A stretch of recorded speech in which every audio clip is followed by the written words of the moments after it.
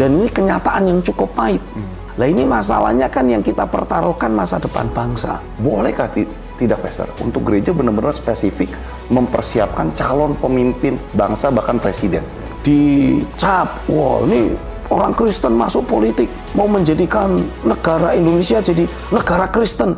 Tuhan tidak pernah memerintahkan kita para pendeta untuk mengkristenkan sebuah bangsa, tidak. Ya, baik Pastor Stephen, kita akan kembali melanjutkan pembicaraan tentang negara dan nyerempet-nyerempet politik pastinya. Yes. Oh, yes. Pendeta ngomongin politik keren. Oh. Udah banyak juga soalnya pendeta yang begitu. Gitu ya? Iya. Ya. Nah, pastikan saja tetap selaras dengan agenda kerja Tuhan. Iya, nah, itu yang harus kita pastikan. Nah, Pastor, ada satu pertanyaan nih, Pastor. Mungkin atau tidak, Pastor?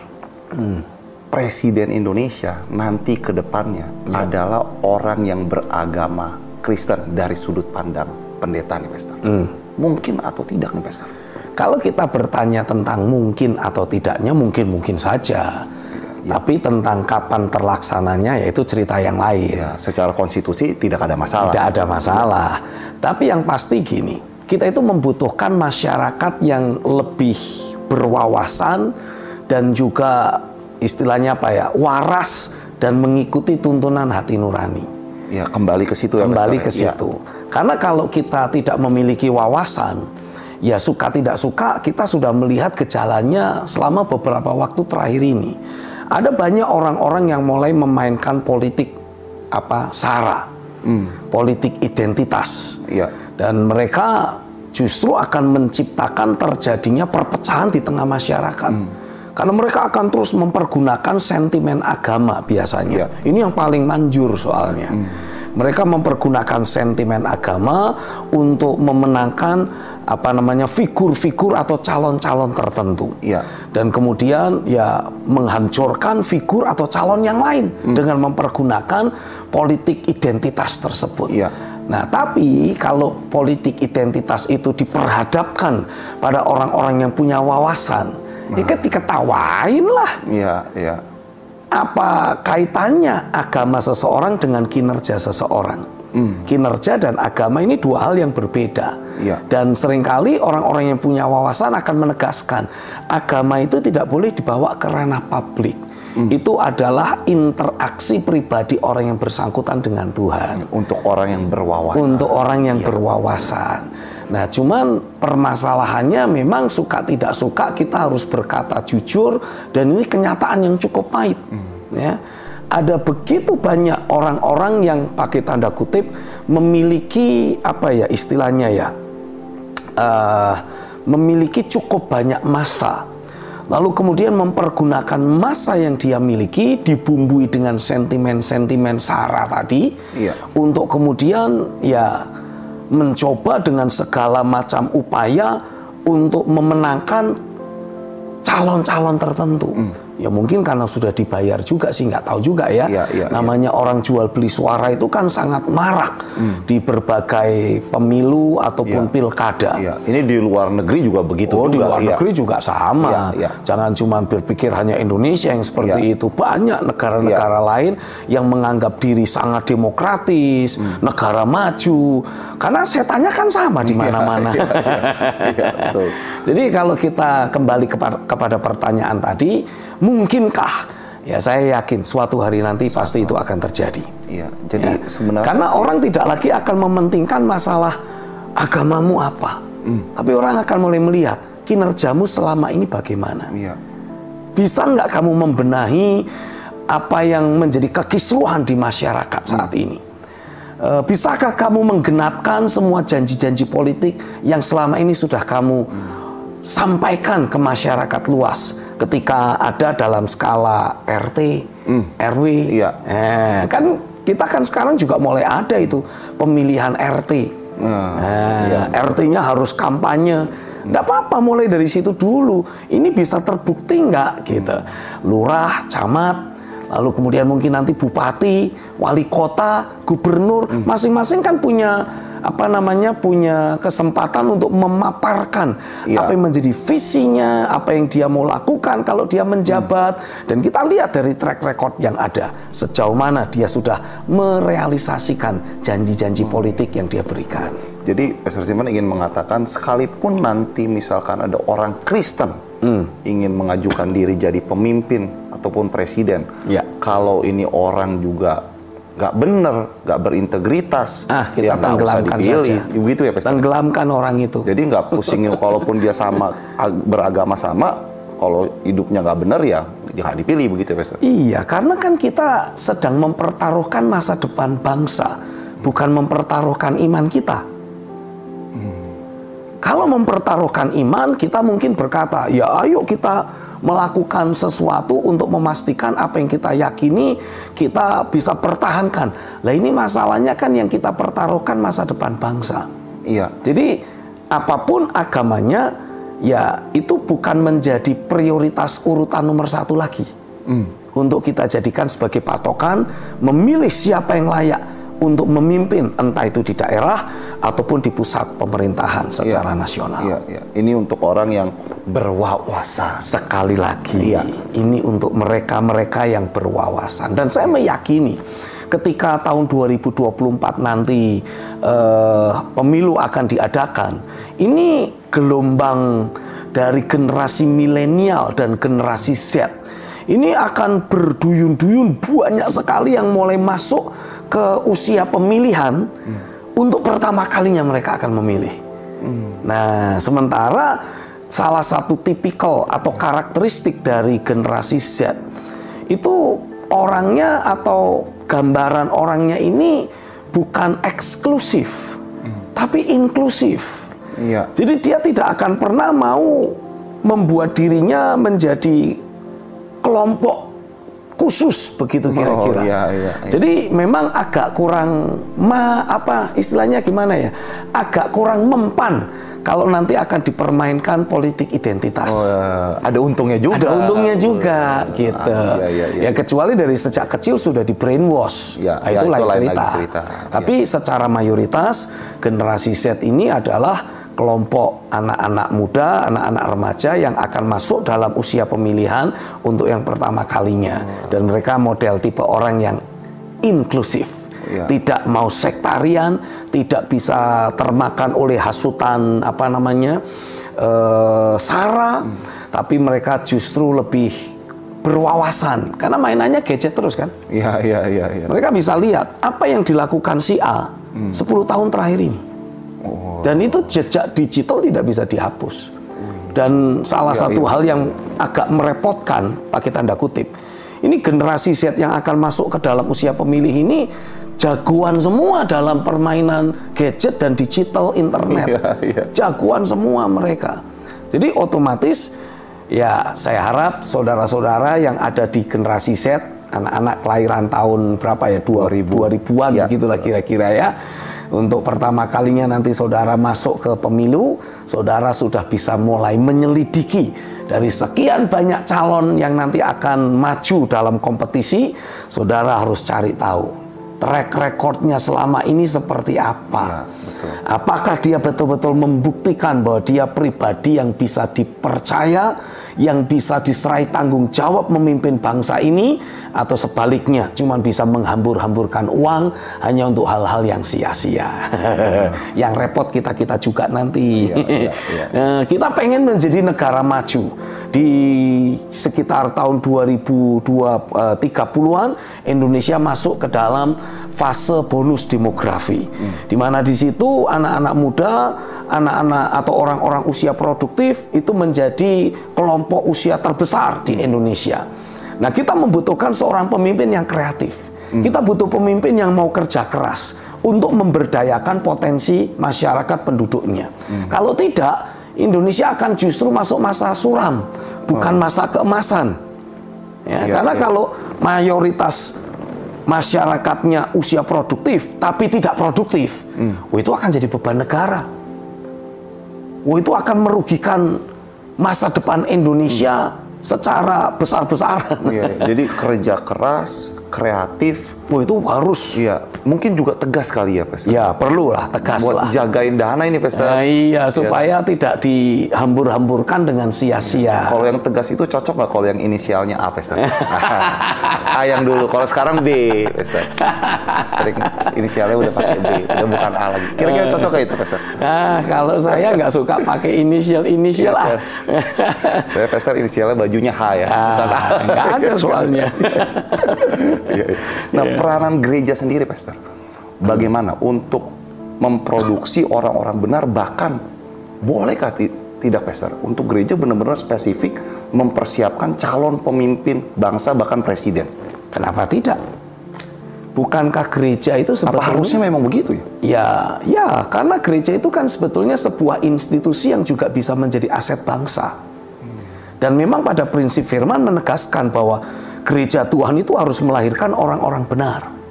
Gereja Tuhan harusnya melahirkan orang-orang yang berguna untuk bangsa dan negaranya. Bukan cuma untuk imannya.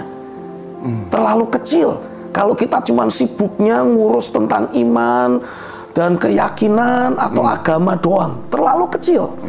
Mungkin ada yang berprinsip, loh tapi kan kita mempersiapkan untuk kehidupan kekal nanti di dalam akhirat. Ya iya sih, tapi masa kehidupan sehari-hari kita di dunia ini tidak pernah kita urusi, ngurusnya akhirat melulu.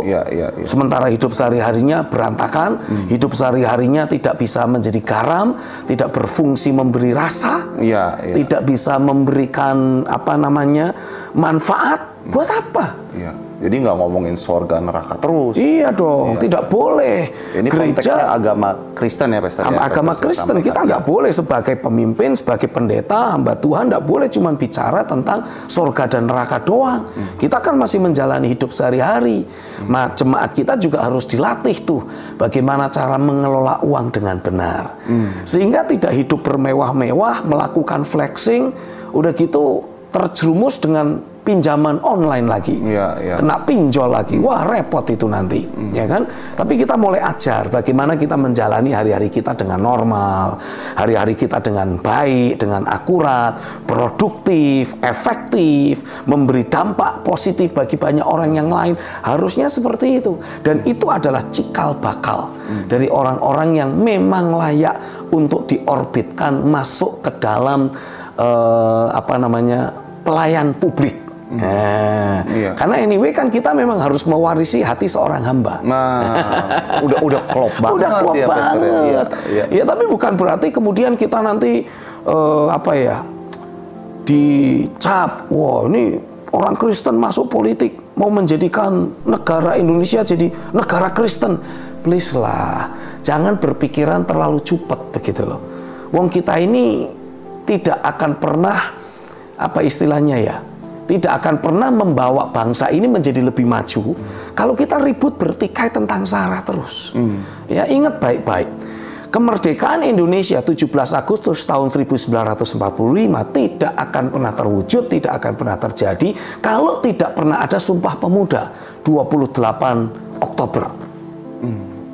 Karena pada waktu Sumpah Pemuda diadakan, ini masing-masing kelompok yang memperjuangkan sukunya sendiri, rasnya sendiri, agamanya sendiri, itu mengambil sikap yang sangat patriotik, meleburkan semua sekat-sekat yang ada, menghancurkan semua sekat-sekat yang ada, sehingga para penjajah pada waktu itu tidak bisa lagi memecah belah. Karena selama masing-masing kita terus berfokus kepada agamaku apa, sukuku apa, ini akan mudah sekali ditunggangi oleh politik divide et impera. Sama kayak pada masa penjajahan dulu. Kenapa Indonesia punya banyak pahlawan? Ada Pangeran Diponegoro, ada siapa lagi? Cuk Nyadin, Imam Bonjol, Patimura. Tapi kenapa kok walaupun tokoh-tokoh kemerdekaan, perlawanan terhadap penjajah itu banyak pada masa sebelum 1928. Tapi kenapa baru ada kemerdekaan tahun 1945?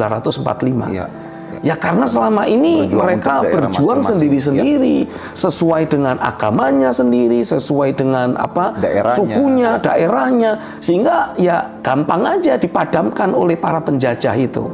Karena terus terjadi perpecahan. Iya, iya. Dan memang sengaja dipecah belah oleh para penjajah politik itu. adu domba tadi. Politik adu domba tadi. Nah, ketika kita mengambil sikap meleburkan semua, menghancurkan semua perbedaan yang ada dan mengambil sebuah sikap, kami adalah putra-putri Indonesia.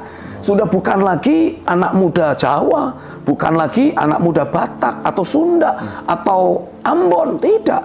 Kami adalah anak muda Indonesia. Wih, berbangsa satu, berbahasa satu, yaitu Indonesia. Lewat momentum Sumpah Pemuda itulah maka terlahir kemerdekaan Negara Kesatuan Republik Indonesia. Nah, kalau kita ingin menjadi negara besar, negara maju, Indonesia yang punya kemampuan untuk berdiri sama tinggi dan berkiprah dengan luar biasa di kancah percaturan dunia bersama dengan negara maju yang lainnya. Wih, kita harus pastiin ini semangat dan tekad Sumpah Pemuda tidak boleh redup ataupun hilang. Tidak boleh disekat-sekat lagi oleh, boleh dipecah belah lagi. Tidak boleh dipecah belah lagi. Iya. Ini pemikiran-pemikiran sektarian ini harus semakin dihancurkan supaya kita bisa mewujudkan Negara Kesatuan Republik Indonesia yang maju, yang berdaulat, yang betul-betul ikut memberi manfaat besar bagi kancah percaturan dunia. Dan berdiri di atas kaki sendiri. Berdiri di atas kaki sendiri, gitu. Masyarakatnya jadi masyarakat yang maju, yang majemuk, tapi tetap mengedepankan nilai-nilai religius. Wah, itu keren banget. Mantep. Jadi sebagai orang percaya, orang Kristen, wajib stretch kapasitas iman sampai ke sana ya, Pastor. Betul. Jadi nggak perlu pindah agama untuk beroleh jabatan. Nggak perlu. Bahkan kalau menurut saya, kenapa sih kok kita harus pindah agama? Toh anyway, agama kita tidak akan membuat negara ini menjadi jadi tambah hebat begitu. Tetapi ketika kita terus fokusnya ke agama, kita nanti gampang dipecah belah. Ayo fokus saja kepada kemampuan, kepada skill, kepada kinerja, kepada mentalitas, kepada integritas. Nah, ini yang harus kita munculkan. Saya bicara dari sisi saya sebagai pendeta deh. Ini termasuk aneh loh, Pastor. Pastor berbicara sebagai sisi pendeta, nggak ada itu ngomong mengkristenisasi gitu-gitu. Nah, memang bukan itu perintah Tuhan buat kita kok. Tuhan tidak pernah memerintahkan kita para pendeta untuk mengkristenkan sebuah bangsa. Tidak. Mana ada itu? Nggak ada, mengkristenkan itu nggak pernah ada. Itu hanya, minta maaf, itu hanya lontaran-lontaran politik dari orang-orang yang ingin memainkan politik agama. Dengan tujuan apa? Ya supaya tidak ada orang-orang yang berasal dari agama yang lain yang kemudian masuk ke kancah politik, karena nanti akan menghilangkan peluang untuk mereka tetap memimpin. Jadi sekali lagi Pastor, saya tegaskan, Tuhan Yesus tidak memerintahkan untuk mengkristenisasi orang. Tuhan tidak pernah memberi perintah mengkristenkan orang. Yesus sendiri tidak datang untuk membawa agama Kristen kok. Jadi itu udah itu fix, sudah ya? Fix. Ya.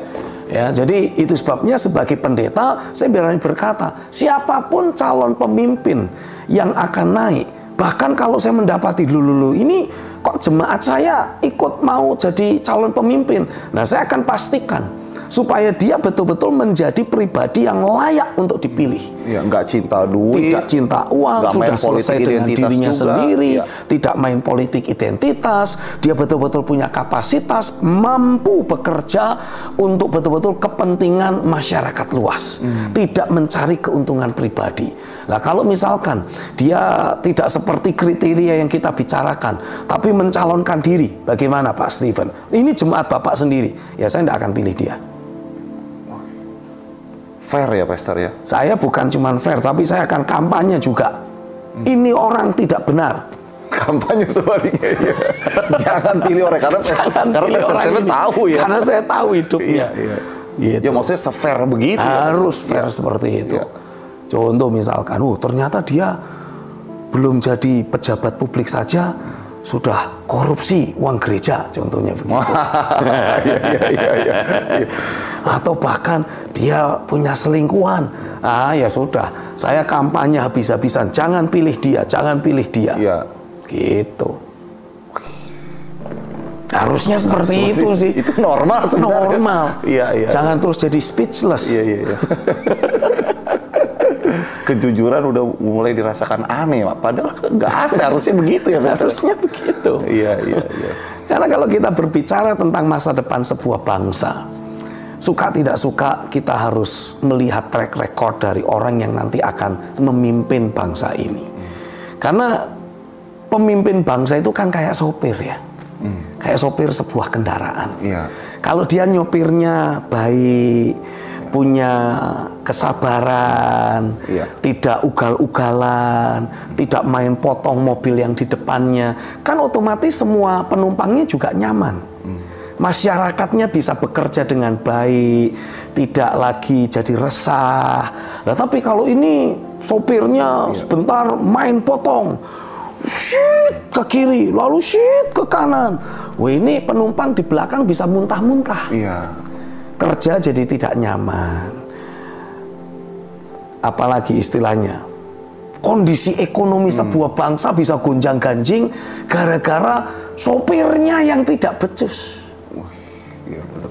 Jadi benar-benar harus menjadi petugas partai yang lurus ya, Pastor ya? Lebih tepatnya adalah harus menjadi pelayan bangsa. Itu kata yang lebih bagusnya, pelayan bangsa. Ya, yes, harus melayani bangsanya. Tidak lagi melayani kepentingannya pribadi, kepentingan kelompoknya, bukan, tapi kepentingan bangsa. Iya.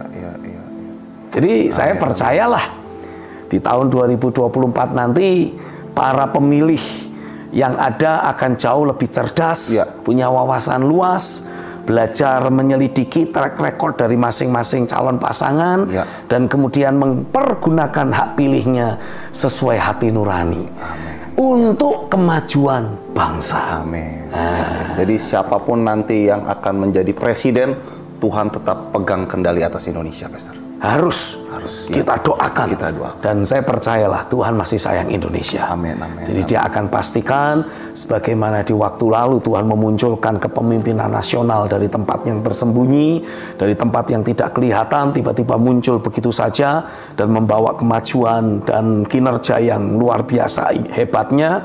Saya yakin untuk suksesi tahun 2024 Tuhan pasti akan tetap ikut campur tangan. Memastikan bangsa ini tetap ada di tracknya Tuhan. Karena Tuhan sayang Indonesia. Tapi terlepas dari apapun yang sekarang ini saudara lihat sebagai benang kusut, ingat baik-baik, jangan pernah berhenti mencintai Indonesia. Jangan pernah lelah untuk melakukan hal-hal yang berguna, hal-hal yang baik untuk ikut membangun bangsa ini. Haleluya. Kita closing dengan doa, Pastor, untuk bangsa Indonesia, Pastor. Oke. Kami sehati berdoa pada saat ini di dalam nama Tuhan Yesus. Biarlah Tuhan terus memunculkan orang-orang yang cinta kebenaran. Biarlah Tuhan terus memunculkan orang-orang yang berfungsi, berdaya guna untuk kemajuan bangsa ini. Orang-orang yang sudah selesai dengan dirinya sendiri. Orang-orang yang diberi visi untuk perbaikan dan untuk kemajuan masyarakat luas. Orang-orang yang betul-betul membawa mimpi dan visi pendiri bangsa ini. Menghadirkan sebuah pemerintahan dan sebuah bangsa yang maju, yang adil, yang makmur, yang sejahtera. Biarlah tangan kuasa Tuhan terus bekerja, terus beracara. Tuhan ikut campur tangan memastikan Indonesia tetap ada pada track yang Tuhan tetapkan. Ikut memainkan peranan besar untuk mensejahterakan masyarakat luas dan untuk memainkan peranannya bagi percaturan dunia yang ada. Biarlah tangan kuasa Tuhan terus bekerja lewat masyarakat yang ada, lewat orang-orang yang ada, untuk memunculkan pemimpin bangsa yang akan melayani kepentingan bangsanya. Di dalam nama Tuhan Yesus, terjadilah. Amin. Amin. Haleluya. Seru banget, Pastor. Terima kasih kehadirannya di Ruang Tiranus. Saya yakin itu akan memberikan cara pandang yang tepat dalam kita memilih pemimpin bangsa. Yes. Tuhan Yesus memberkati, Pastor. Tuhan berkati.